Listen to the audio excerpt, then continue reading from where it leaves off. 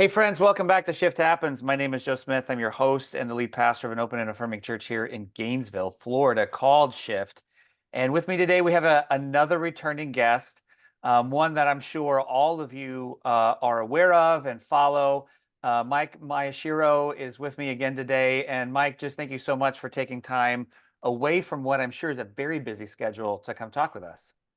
Joe, I'm honored to be here. Thanks for having me back. Yeah, for everybody listening, I reached out to Mike a few weeks ago because since that initial conversation of almost a year ago, almost 1 year ago, um, just in our journey here locally, but then getting to watch you and the work that you do and how that's really taken off and really blossomed and kind of really, I don't know, grown, I guess is the right word. I've just noticed, like I said to you earlier, just from the outside looking in, at just how much confident, sure-footed, I mean, just grounded. I mean, I could come up with all the adjectives, that it seems. And so really wanted to kind of talk to you about that because when we first talked, you were starting out on your stuff, and I'm not superimposing anything onto your story, but uh it feels like just watching that you have just really grown personally and into the work that you're doing. Mm, Thank you. I appreciate that. I'm taking it as a compliment. I hope that's true. Um, yeah, when you just when you don't quit, I hope that you get better at it, right? Mm. Like you just kind of I think I find that to be true for anyone who sticks with something, they just eventually get better. So having to continuously confront religious toxicity and evangelical bigotry and trolls, like if it doesn't take you out, you probably get better at it, And I think that my skin has gotten thicker, and the more ridiculous comments I get, the more absurd it comes across, and the less threatening or like legitimate it feels, and the more it just starts to show itself, I guess. So that in and of itself, I think, is a bolster for Yeah, confidence. I think that's a really good way to put it because I do find it humorous. Well, I mean, you got to laugh at it because what else do you do with it to rid it of its power? But some of the comments, man, holy cow! And I love the fact that you post them and your responses. I think that also gives people maybe like a bit of a roadmap of how to engage with people. Hmm. But just I'm a very sarcastic person, so you speak my love language when you post those and your responses. Nice. I don't consider myself as a very sarcastic person. I can do sarcasm, but it's not like my go-to. But sometimes the things that are said and the way they're communicated Yeah. are just so disrespectful and Yes. dehumanizing and absurd that it's hard to take it seriously.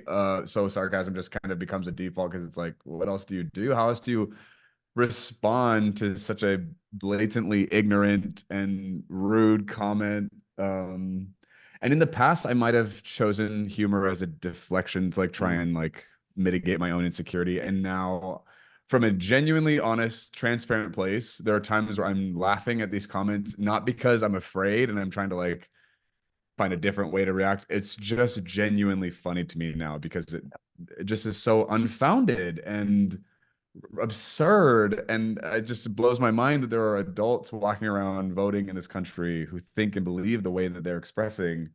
It just is absurd. It like doesn't make any sense. So like it's funny. So I so do I'm really know. thankful that that's like a genuine response now. Like someone will say, like, accuse me of some pretty horrible things, and I'm laughing, not because I'm like afraid they might be right and I'm just trying to like gaslight myself. It's like just so baseless and absurd that it's like funny. Ridiculous. Yeah. So I'm curious, and maybe nothing's really changed other than just like you said, you got better at it. But as you found yourself in the spaces that you are, was it just is it just as simple as that? Is it just as simple as you just continuing to do the work day in and day out, and over time, all of that little adds up to a lot? Is it really that simple? Because that's kind of what it just looks like. And I don't mean easy, but just continuing, like you said, it's just that gradual progress, and all of a sudden you look up and you're in someplace completely different than you were 12 months ago. Yeah, it's a good, listen, to be fair to people listening, if anyone's actually like trying to consider this process, like how did this work for me? I think the return, like the repetition is part of the help, like having that kind of practice.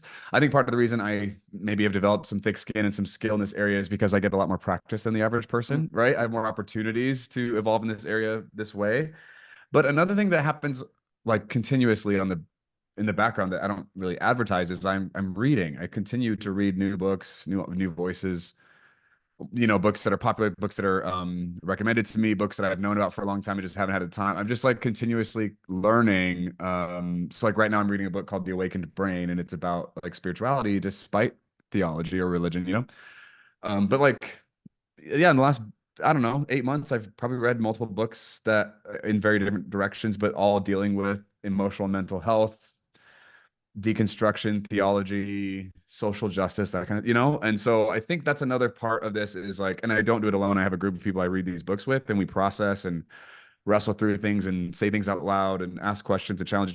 So that process, I don't advertise it a ton, but that's happening. And then I also have groups that I facilitate where, we're working through theology and deconstruction or like the queer experience.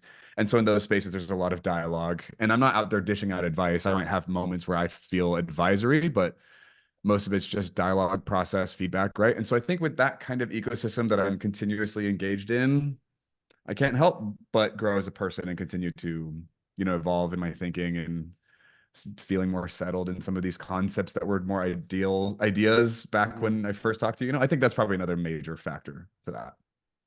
Hmm. That's interesting.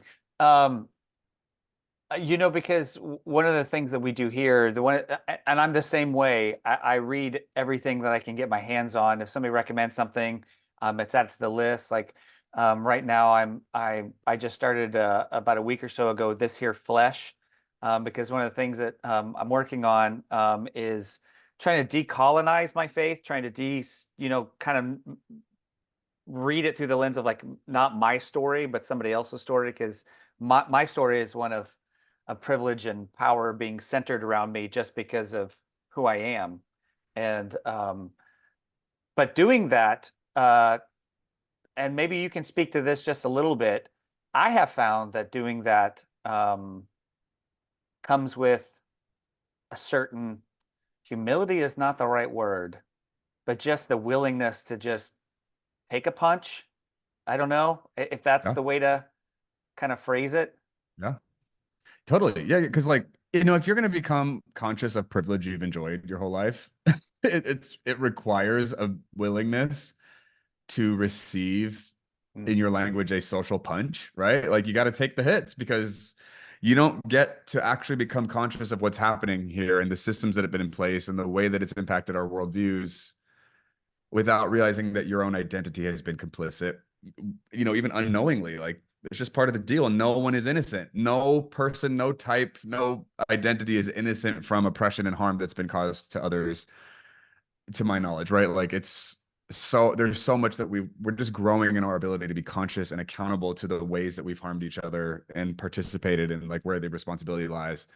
So absolutely, I think there is a necessity to being able to take a hit, like you have to, otherwise you can't grow. And I think potentially that's a big part of why there's such a strong right-wing, mhm, conservative, mhm. extremist, Christian nationalist identity in our culture is this group of people cannot take hits. They cannot admit fault or error because if they do, then the stakes are, I guess, so high for them. Like they're going to lose out like too much, and so therefore they'll just double down and defend this, fictional existence that they want to hold on to. Anyway, so yeah, absolutely. Becoming aware of my own privilege in all the different ways that I enjoy it has required a grit and willingness to admit fault and be the bad guy, in my worldview and narrative. Like, what? Oh God. Like admit, like to say out loud, like I have been racist. Like that sucks. I don't want to say that out loud because I don't think of myself as a racist, right? Like that's not a but I look back on me just like even 5 years ago and the things I was thinking and not thinking, and I'm like, oh my God, I would have the guy Mike now would have considered that guy racist, and that Yeah. guy would not have seen it or admitted. And I've only gotten to a place to be able to say that because of the books I've read and the people I've talked to and the growing. So absolutely, yeah, I would say anyone who actually wants to grow in any of this must be willing to take a hit and admit fault, even if it's not something you quote unquote did, you Right. know? And as hard as that is, I'm sure that you would agree with this too, that there is a real freedom on the other side of that, of being able to let go of that ego and just say, yeah, that's who I was. I didn't want to be that, but I've done, not patting yourself on the back, but on the other side of it, there is a real freedom of being able to just say, yeah, man, I really sucked back then. Told there is a freedom, there's a settling, there's a peace. Because once you like accept the loss of your ego and your reputation and whatever, you get to then welcome in expansion and growth, and you get to evolve as a person, and your consciousness gets to increase, right? So there is a loss, and then a greater increase that comes with it for sure. There's absolutely freedom on the other side, and I'm thankful that somewhere along the way I learned how to say yes to the humble sandwich and just Mm, embrace the suck and like learn and grow, because the growth has been phenomenal, and the result that comes from that is so empowering and liberating and humanizing, mhm. Totally. Absolutely. Yeah. There's freedom on the other side of it. So let me ask you a question. This is kind of while you were talking, I wasn't going to ask this, but while you were talking, it made me think of it. I had a conversation the other day with a good friend of mine who is, she is the board president of our local Pride Community Center. And we were talking about fear. And one of the reasons, that being one of the big reasons of just these, here, especially in the state of Florida and in Tennessee too, just these anti-LGBTQ, anti-trans laws and everything, bills that have been, record numbers, but fear being a big part of that. And one of the things that we were talking about was, I think that one of the biggest fears that people on the right, the places that I came from, is queer joy. I think there's a fear of that because Mm, just in my years of experience, being able to be in these spaces, queer joy represents a healing that has happened within somebody. Like there's work that's done for healing to take place in that humanity. And coming from where I came from, much like the same places you did, but totally different experiences, right? We're taught to not work on this because this is evil. This flesh is wrong. And if there's healing to be done, it's supposed to be spiritual, right? And it's mm. a very disembodied thing. But queer joy is a very embodied thing. And I think, like in my head, it just makes sense that these things are happening because it's pushing back on what is queer joy and that resistance to this disembodiment. And then on the people on the right, MAGA, whatever, that causes fear, and then fear causes this reaction. Totally. Totally. Yes. My response is yes. Um, there is something really vulnerable and exposing about joy in general. But then when you Mm, talk about queer joy, I think just for the sake of people listening who maybe don't know what that means, for me, the definition I'm assigning to the phrase queer joy is I mean, Joe used the word protest. Did you say protest? yeah, resistance, I think. Resistance. That's sorry. Yeah. That's right. Joe used the word resistance, but I think is a great word. It's like queer joy is like a protest, form of resistance to the heteronormative, patriarchal, like regulation around what is allowed to be considered human, as if there is one people group who gets to define that for Mm. everybody else, which is how the white community has behaved for, a long time. Um, Not community, sorry, just like how whiteness has behaved Whiteness, and how it's yes. impacted culture, As a right? structure, not a Yeah, person. Yeah, as a exactly. structure. Not yeah. And so when you look at queer joy, it's this deviation, it's this protest to that regulation, and it's saying you don't get to tell me who I am. You don't get to tell me how I'm allowed to exist or show up. You don't get to tell me what I'm allowed to experience or not. That's not yours. Queer joy is an embodiment of liberation for everyone. Mm. It's and it's freedom for everyone, is what it actually represents. And so when we have like Pride, anything, right? Pride Month, Pride festivals, Pride parades, whatever, evangelicals like to get all like cheeky and clever in their own mind and say like pride is a sin or whatever. And it's just a huge tell on themselves that they just don't get it. Pride, queer joy, it's about the sanctity of human life and that there is an embodied intuition that should be regarded and trusted within people, that autonomy and like sense of self belongs to the individual. Like there is not a group of people who get to tell other people who they can or can't be, who they are or aren't. That's not real. That only power structures and institutions would like to exact that kind of dictatorial control over other people's lives. And so queer joy comes in and says, that's not real. We're not the ones who aren't real. Your system isn't real. Your control doesn't exist. Like that only happens if people like say yes and accept it, but we don't because we've found it to be harmful and lacking in goodness and justice and love and right. So as repeatedly as the queer community has been told, we don't exist, we aren't real, we aren't valid, we don't belong here, we don't deserve X, Y, or Z. Queer joy shows up and says, well, you've said all this my whole life, and yet I'm still experiencing this. And yet, you know, and so then it gets to be this embodied like middle finger sometimes to like, you actually don't get, Yes. that's not yours. You can say it all you want. It's just not yours to say. And so I love that. It's beautiful. One of the things that's really awkward and uncomfortable, especially for, you know, conservative Christian spaces, is that oftentimes queer joy refuses to negotiate or Mm, exempt or exclude pleasure from the experience. Pleasure is a dirty word in evangelicalism, right? When I'm saying it right now, I can even feel some like, you know, like yeah. residual, like, Uh, because when you say pleasure, people immediately assume sex. And the thing is, like, it involves and includes sex. And the right wing, conservative, evangelical, whatever party we're talking about here would like to erase that from the, or like minimize it to mhm. like the most minute degree, to the extreme of some people just being like, sex only exists so that we can procreate and there should not be any other form of it. And it's like, that is, it Crazy. says who, where is it, you know? Yeah. And so queer joy also encompasses and includes pleasure, which includes sex. And queer joy says, this is human. This is honest. This is actually going on. This is something that I want. This is something that I enjoy. This is something that I'm choosing to prioritize in my life. And, you know, the people who are seeing this as a threat are oftentimes, it's coming from a place of resentment and fear, right? And like maybe even some jealousy. They're jealous of us. Because, you know, like the queer community is now visibly enjoying the liberation that has been so hard fought and won for us, right?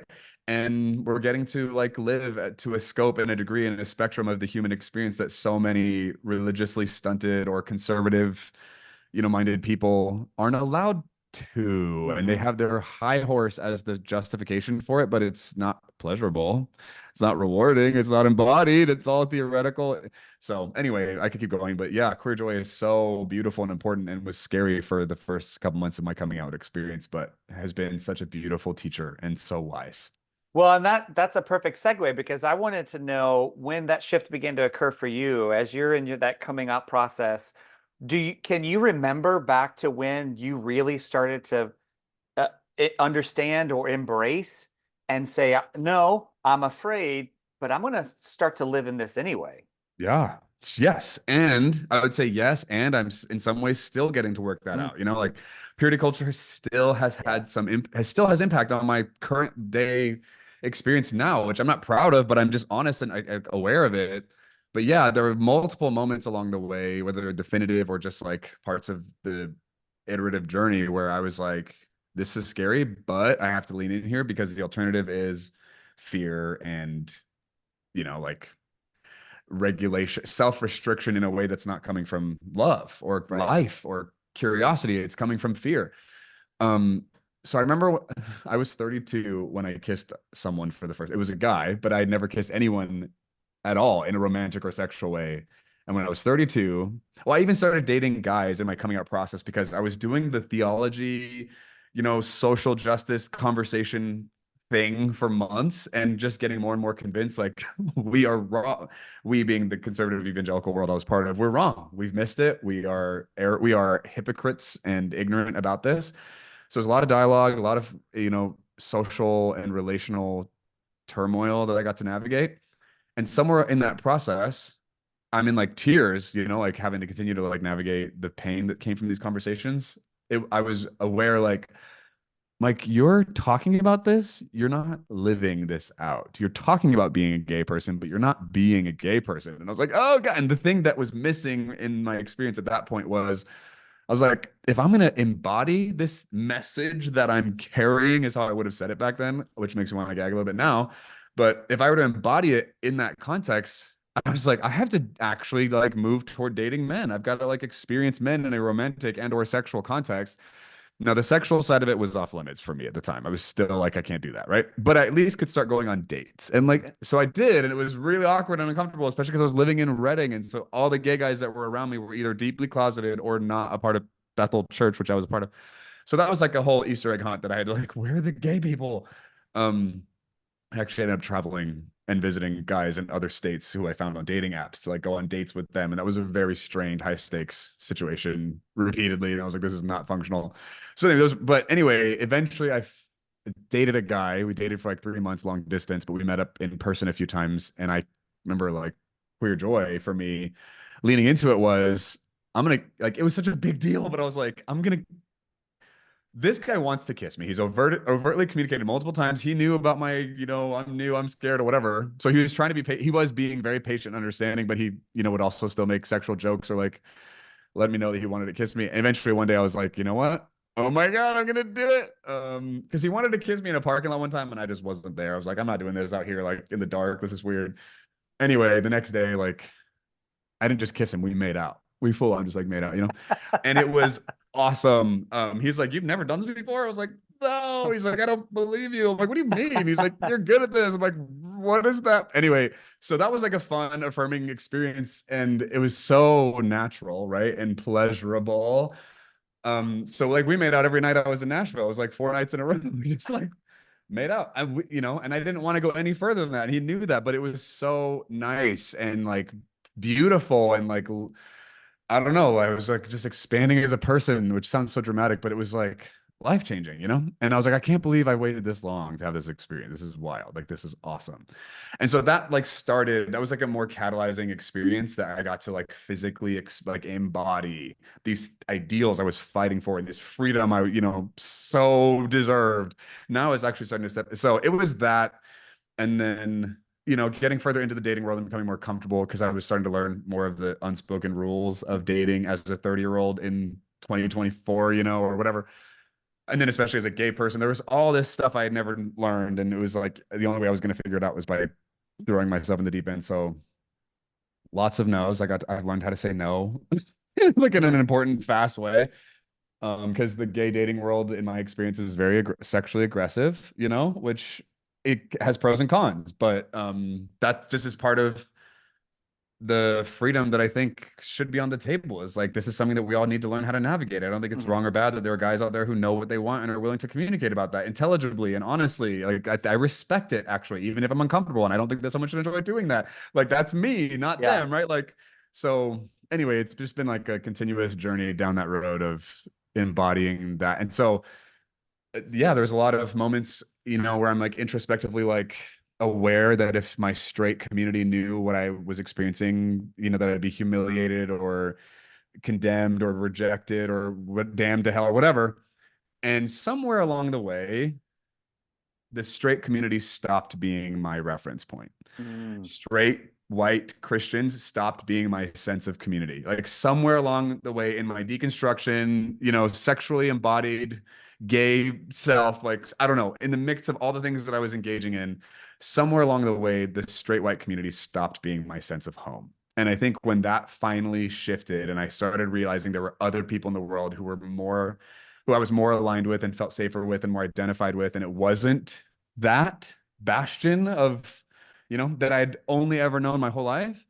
I think that's when the internal self-hatred and fear and shame and, like punishment went away because the people that I was starting to identify with and choose to be around were so much further along than me in their own sexual journeys and physical, embodiment and like whatever. That like I was I was the prude conservative one. I was the one who was still baby and new and whatever, but I was safe and I was loved and there was permission and room and validation for me and all these things that I should have gotten a long time ago that I needed all that time.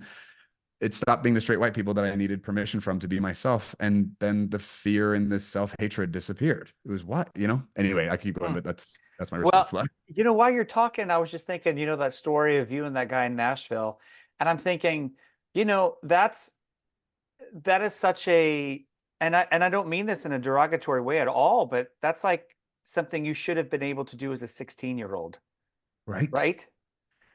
That, Yeah. just that very innocent exploration of, the hormones and the do they like me? Do they not like me? And oh my gosh, we kissed. And is this what love feels like? Is this love, or do I just want to get in their pants? Like what, all of those things that come in, and that had to be just not only physically pleasurable, but just almost not, again, not to be too dramatic or whatever, but honestly transformational, because that's like, I don't know, that's like healing little Mike in, middle school, high school, that should have been able to do those things and wasn't able to. And then you got to.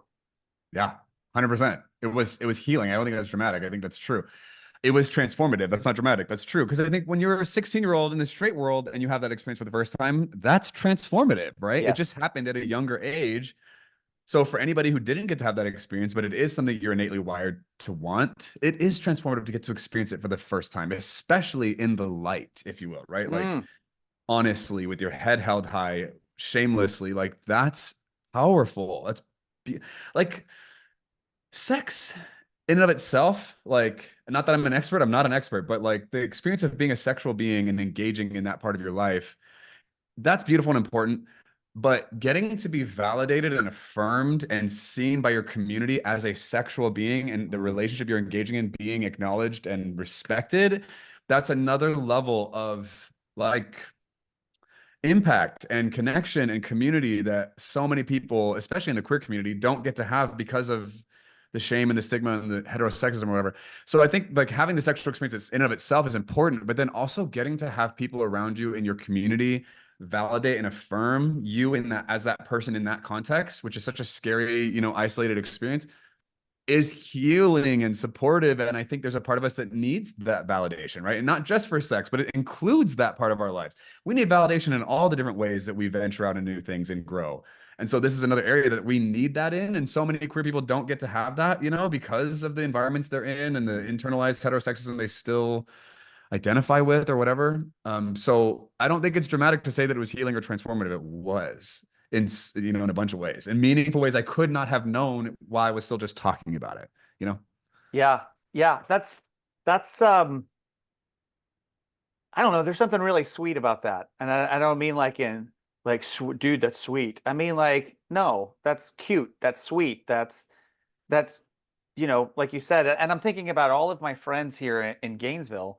Um, and all of the, we get to work. One of the things I absolutely adore is our Pride student meetups. And I get to hang out, me and a couple other adults. We have this space, and there's another group in town called Theater Connect, and they do these, icebreaker games where they pretend, or they put on or whatever, and it's just fun games. And then they play board games, and Sonic donates food. It's literally a youth group without a message. It's just the fun parts of youth group, right? Not Cool. the Yes. not the crappy, stuff that we all then have to deal with later.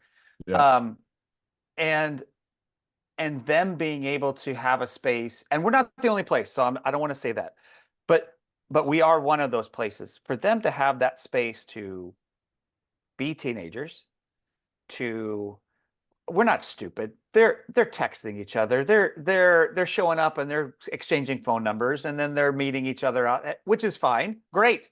Because it's normal teenage stuff. And they get to do that. I love that. I love Jealous. that I'm those jealous. kids, right? That those kids get to do those normal teenage things, and it's normal. It's just normal. It just is, because Yes. that's what Yeah. teenagers do. Mm. And I love being able to be a part of that. Yeah. Because our hope is that those kids don't have to wait till they're 32. They don't have to wait till they're in another state. Yeah. Right. Right. Totally. I love that for them. That's huge. That would have been incredible to be part of. I love that they have that. It's awesome. I know it. Well, while we're talking, you were talking about how like queer joy for you, embodying this and kind of doing this. I noticed on your reels, one of the things that you've been doing for a while, and I'm just curious, and I was like, okay, I'm gonna talk to him today, so I'm gonna ask him, and maybe this plays into it. So on your reels, you have these, different ones where either it's just you talking or it's you as somebody else talking to yourself, right? And you have the filter on where your hair is a different color. Yeah. Is that representation of like the fullness of you, like visually? Are you like, is that why the filter when you're talking about certain topics, or you did one just the other day where your facial hair changed, and then at the very end it was with that filter, Yeah. and I thought to myself, okay, there's some deep symbolism going on here. Or am I reading too much? No, thanks for reading into that. I'm not going Taylor Swift on this, but I do. Yeah, to me, the filter, the blue hair, which a lot of people think my hair in real life is actually that is blue. Like they just don't realize it's a filter. I get messages regularly like, "How did you get your hair that Yeah, color?" I'm because like, it's a really good blue. "Yeah, I think it looks. I like it. I just personally, Yeah. to me, when I'm so like for example, the reel you're referencing, the last one I did this in, where like my facial hair changes, and by the end, I have the mustache I'm going to be wearing, and I'm popping the blue, right? To me, the color is some like visually representative of the vibrancy that I feel like, the journey I was going on in that story, it feels like on the inside. It's just like a visual representation of like what it feels like. So like my hair in that story is dark, dark, dark until it's blue, right? When I'm talking about how I'm not going to go in the closet for anybody ever again, whatever. Yeah, to me, some people would think that the color would be like a mask or a way of hiding, right? But actually, and I think this is probably true a lot in the queer space, in queer spaces, the color, the glitter, the makeup, the whatever, the shablam is more honest. It's what we've wanted to wear our whole lives. It's how we've wanted to express ourselves often, right? And I think that's true for a lot of us. And in other ways, it also has taken on a cultural like resistance where we're going to gender bend because it's just another form of expression where again the patriarchy doesn't get to tell us who we are or how we're allowed to exist. That's not theirs, right? So for me the blue is just like a fun subtle way that I actually visually appreciate and enjoy of depicting I'm colorful on the inside. I'm not black and white, like there's Mhm. like vibrancy and like beauty in there, and this is a fun simple way to just get to like wink at it without trying to shove it down anyone's throat. Thanks for noticing that. Yeah, I, and I can feel that like as you're talking about it, like, and I like how you use the word mask, and it not being that mask, because it could be seen that way by some, but instead of a mask being just that physical representation of what's always been inside, and then allowing that to come out. I think two things when you say that. I think number one, when people like you, and when I say that, I mean people that have a platform specifically on social media that's highly visible. I think when people like you that have that platform do that, I think it gives people permission to begin to do that for themselves, right? And I think that's really powerful, even in subtle ways, like just a blue hair filter, that people are going to see that, and that's going to give them permission, even if it's just that small step of a filter that matches what's going on inside, until they can learn how to do that, right? Yeah. The second thing that I think about is how that, again, going back to that idea of resistance, protest, queer joy, how that frightens people that aren't willing or ready for that, and Yeah. how that can produce fear in them without them even really understanding why the reaction. Yeah. Um, I don't know. I don't think there's a question there. It's just while you were talking, it was just my observation of what you were saying, and Yeah. I don't know. Yeah. Observe away. Totally. Yeah, I don't Love know it. if I don't know that there's a question in there. I'm just wondering, maybe do you have a response to that? Is that something that you see? Yeah. Yeah, yeah, totally, for sure. Like, okay, for example, the other day I went to the movie theater and saw Civil War. Mm. That was called? Yeah, Civil War. Yeah, A24's new movie. yeah, yeah. Yeah. With Kirsten Dunst. Yeah. So there's not a ton explained into why the country is split and why it's in war, torn state and whatever. You get a vibe of like what it's like to live there and what some of the tensions are, but you don't really know who's on what side and why necessarily for a while, if ever, maybe. You get kind of ideas, right? And there are hints and nods and whatever. But then at one point, there's a moment where this dude is sniping some other unseen guy that's trying to shoot at them. He's got rainbow hair, his nails are painted, and you automatically culturally know that he's on a certain side based on just his aesthetic, right? And it's so funny, but like literally painted nails on guys has become a cultural indicator of like a set of values or like a way that you align in the world, right? So like queerness is not just about sexual orientation. Sometimes it just brings it embodies this like I don't fit into the normal. I don't subscribe to or like bow to the god of normalcy, right? It's kind of that vibe. And so it's funny how like something as innocuous as a dude painting his nails has carries such weight. But to me, the level of impact it's having is merely a commentary on how ingrained the fangs of patriarchy have gotten into Mm-hmm. society, right? Or have been for so long. And it's funny to study history and watch how gender expression has like changed and evolved, depending on what time of history and where in the world you were when that time, like it's so funny. Like this is such a constructed Yeah. thing we've made So up. It's arbitrary. Yeah. right, exactly. And so for the people in our country today who like embody this toxic masculinity and are just so convinced that they're like living to the truest form of what it means to be a man, it just like screams ignorance. Like you don't even know what you're talking about. You're mad that liberals can't define what a woman is, but you think this is what a man is. Like it's anyway, it's hilarious. It's hilarious if you've like done the reading, But so to me, like when you say that, it's beautiful to get to participate in it. And I still currently personally struggle with some of my own gender expression because I identify as a man, but like as a kid, not but as a kid, I was obsessed with the Little Mermaid, with Barbies, the hair, the dress, the heels, the makeup. I wanted it. I wanted to wear it and try it, whatever. I don't think that that means I was a trans woman, right? Like I think that means that there was something about it that I found fascinating and like appealing. Whatever. I don't have that same appeal anymore. Like I don't have this like secret desire to want to dress more feminine than I currently do. But I'm like, I think I might have just numbed out that part of Mm. expressing myself, right? Like I don't know what I'm wearing now is a true expression of how I feel on the inside, right? Which is part of why the blue hair is a helpful thing in the experience.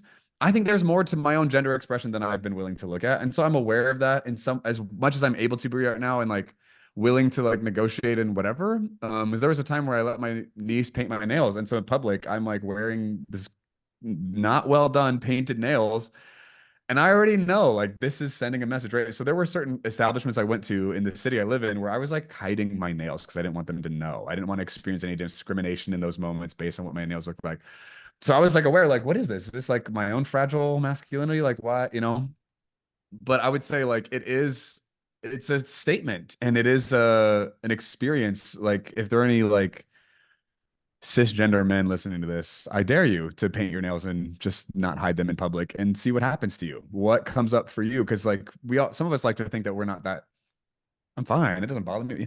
But then all of a sudden, when you're the one wearing it, when you're the one experiencing the reality of how your culture treats you based on your presentation, it's not just you're not, it's not as benign anymore.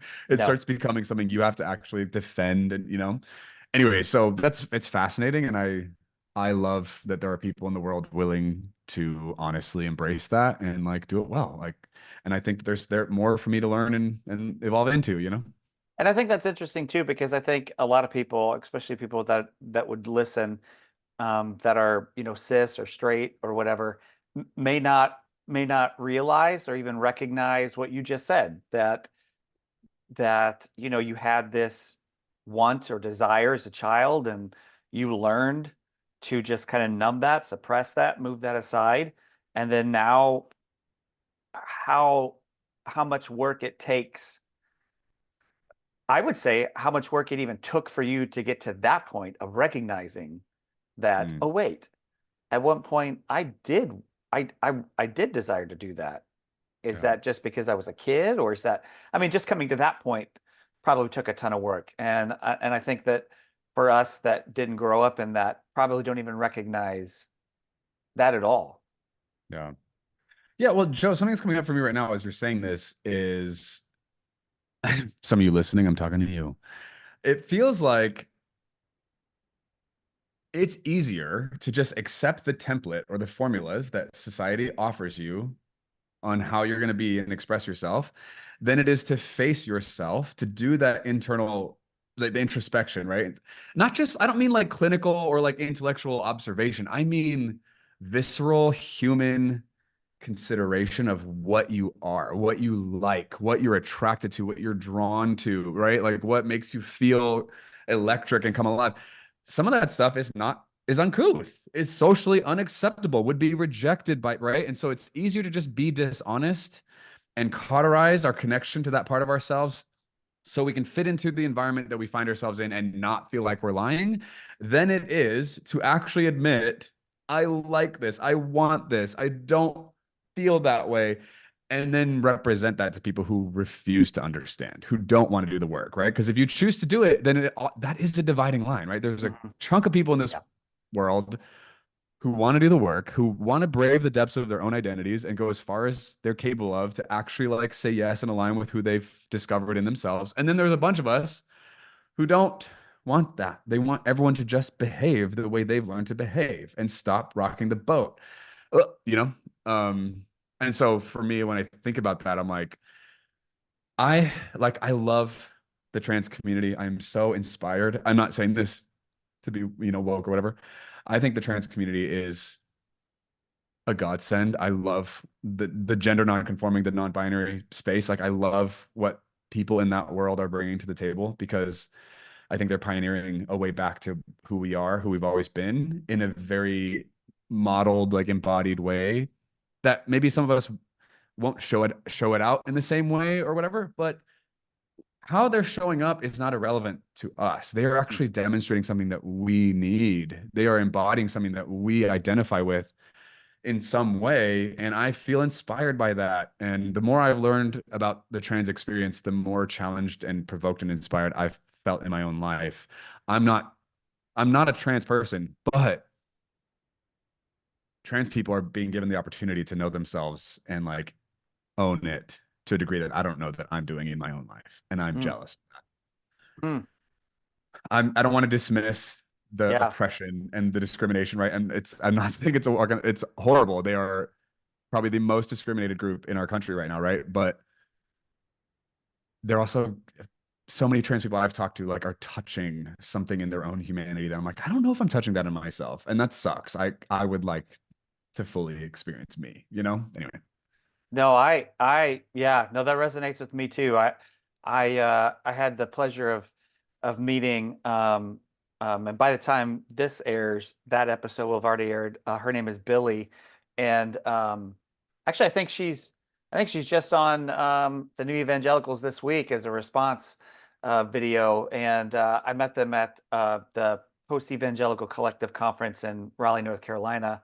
I think like a month ago now, or maybe not that long. But anyway, but just getting to know them and talk to them and hear their story at the conference, but then at the interview, it was much of the same thing. And all I could think about while I was listening and, in person and then in the conversation was what you just said, was Mhm. like how much of who I am has been like even in me, just beaten out or like play at the on the playground of like no, this is the blue box, and so Yeah. this is what you get to do, and that's the pink box, and you don't get to do any of that. Right. And how much of that gets like pushed out of us as children.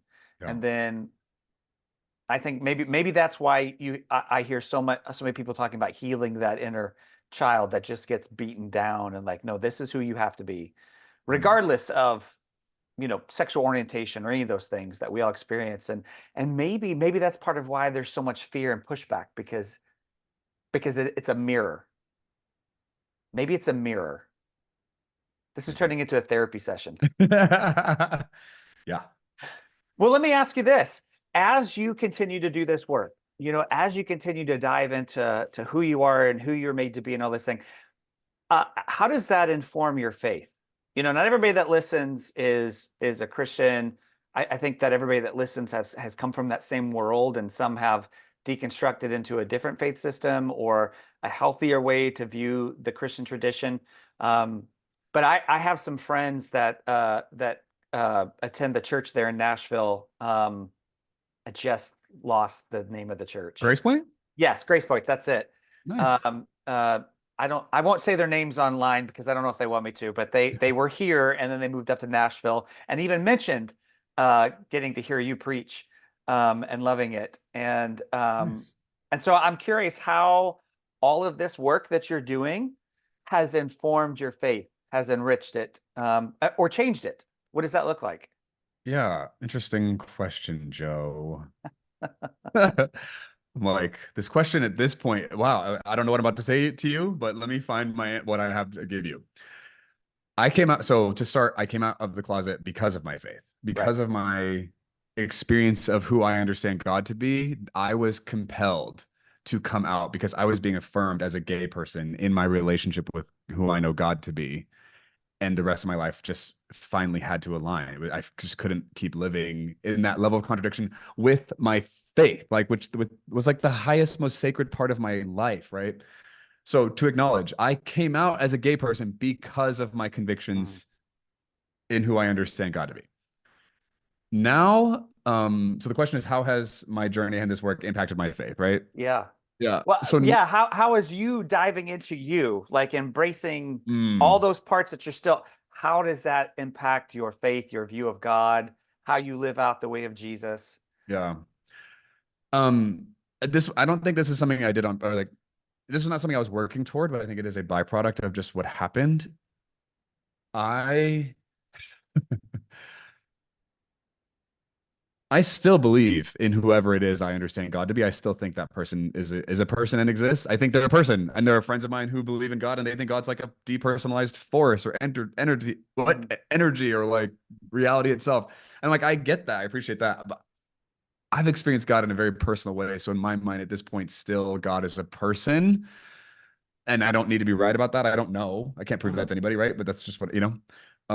And so the more I've embodied the queer identity that I've always had and learned how to live into it and represent that and like advocate for that person and people like me, the more the less conflict I'm experiencing in my spiritual life. It was so when I look back, I'm like, it was never God or my relationship with God that was a problem. It was always the doctrine. It was always my theology. It was always what I was taught by other people to think or believe about God. That was the conflict. And so as I deconstructed and confronted these harmful beliefs and whatever, not that I'm done, but like quite a bit has dramatically changed. I don't believe so much what I used to, and I believe things now that I wouldn't was not allowed to. Or like so much that has changed, and I only feel more available to God. I only feel more present and embodied by who I understand God to be now than ever, you know? And it's not from some ecstatic, charismatic, shamala hamala spiritual experience. There's just less and less of a dividing line. There's less need to tag and label and box and control and prescribe and evangelize any of this. And so it doesn't feel like there's a secular and a sacred anymore, like Mhm. if so I would say that my faith has been impacted in that I don't drink it in the morning. I don't put it on and take it off. I just wake up and fall asleep as the faith person I've always been, and I just don't have to jump or skip or check boxes for anybody else anymore. And I won't be doing that again. And I'm so thankful to not have to, but God didn't go anywhere. Man, what you just said, you don't have to put it on or take it off anymore. You don't have to drink it in the mornings. I I've never heard it put that way or even thought about it in those terms, but that just hit me hard because that's exactly what if you've come from those evangelical conservative spaces, You know what it's like. that's it. Yeah. That is 100% it. And I'm a little floored right now because I'm just Mm. realizing almost 20 years. I've been doing pastoral ministry for 22, 23 years now. And almost 20 years of that was putting on and taking off something every morning, going into work, and then taking it off as I drive back home every Jeez. single day.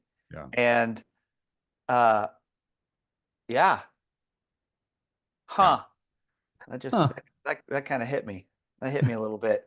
But Yeah. that's so true. I love that. And I know not from a personal because I don't sit at your church. I haven't heard you speak in person live in that setting, but from my friends that are there, I know that you being able to embrace that, to embody that, to let go of those things that evangelicalism says you have to hold on to, or like you said, check.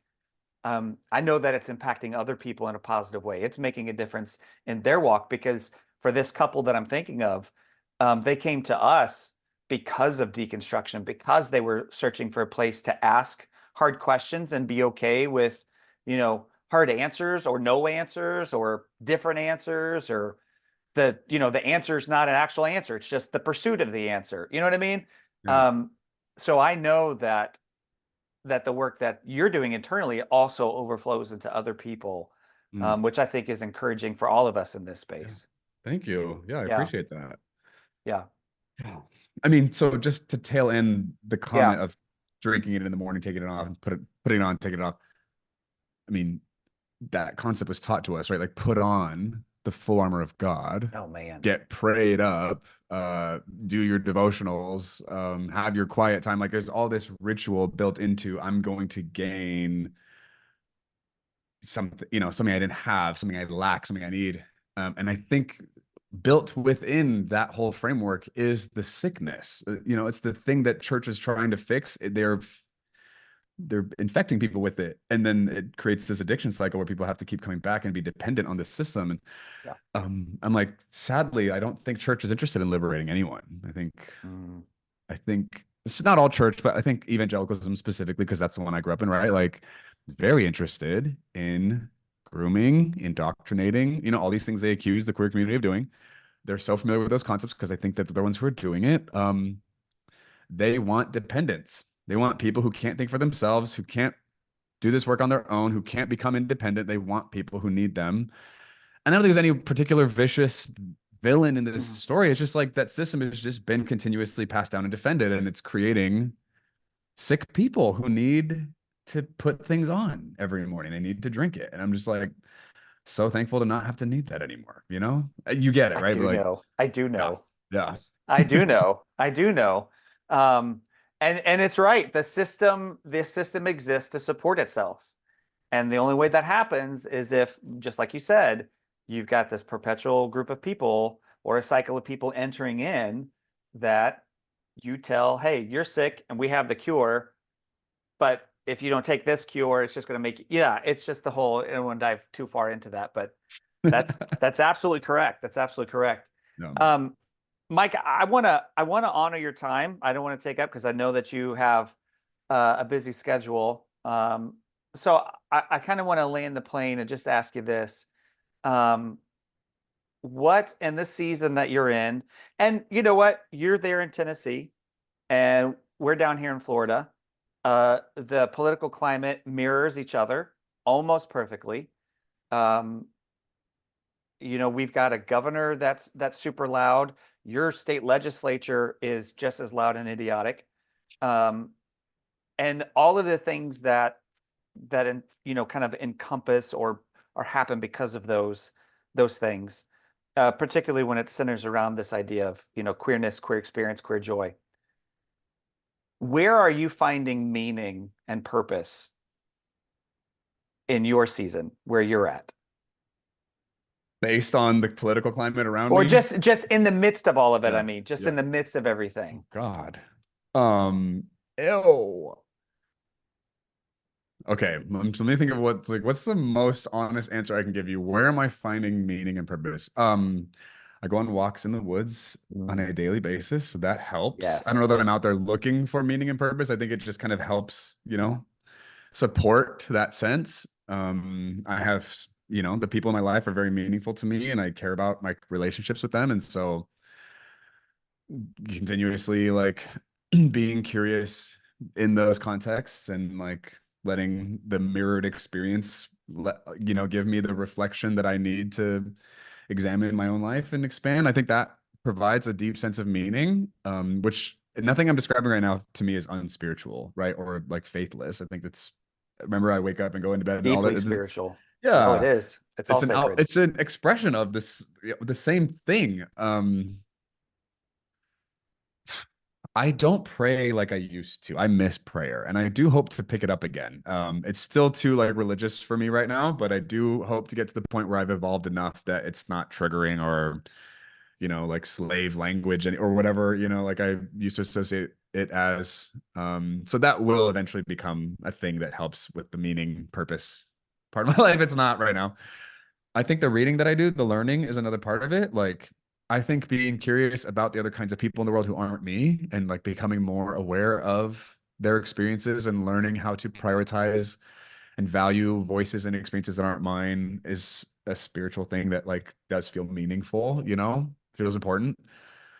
Um, and then I have some creative outlets, like especially in the writing area that like I'm pouring creative energy into, and that feels also meaningful. Like there's like a sense of purpose to it that I don't know, like that itch gets scratched there too. So I think those are areas right now in this season of my life where like that's happening. And then, I'm involved with Grace Point in Nashville, so that there's that too. Yeah. Oh, Yeah. and then also I would say also the stuff I put out like on social media is Mm. another part of that. It's an expression that just all the things that I do, Joe. That's where I find my Yeah. Or otherwise you wouldn't do them, right? right, totally. No. I feel that. I feel that. And uh, something that struck me that while you were talking, and not to belabor the point, but uh, almost all of those things are just normal things, right? Yeah, they They're are. just they're just normal things. And I think for a lot of us, kind of coming out of those places, trying to figure out what next, I think it's just recognizing the sacred in everything is just like the walk in the woods. Oh my gosh. Yeah, you don't have to go out there with any grand purpose, but just being rooted back to creation. I mean, if nothing else, the Genesis account tells us that we come from creation, right? Mm, And that is our natural setting. And so, just doing that alone, yeah. it's just normal everyday things. And it's just Yeah. finding the sacred in them. Yeah. I love that. Mike, I won't keep you any longer. I just thank you so much for, what was this beautiful meandering conversation that, I literally reached out to you and just wanted to talk about that idea of queer joy. And my whole hope for this conversation was that it just went where it went and that it needed to be what it needed to be. And so I think that there are going to be plenty of people that are listening to this that resonate with the things that you said. And whether they're queer or not, will find truth Mm. in the things that you said. So just thank you for taking the time to do it. Joe, thanks for holding space. Thanks for inviting Yeah, me. I'm honored to be here. I love what you're absolutely. doing. Yeah, Yeah, appreciate it. it's So huge. check the show notes because all of Mike's links will be in there. If you haven't already, we'll also link that first episode that we did with him where he kind of shared his story and kind of goes back into what you talked about coming out because of your faith. And that's in the story. So we'll link that back in there too. Cool. So again, just thank you so much, Mike. Really appreciate your time. Yeah. All right, Thanks, you Joe. guys, that was an awesome episode of Shift Happens. Thanks for following along. I hope that you are having a wonderfully beautiful day. Now get out of here. Go love on some people.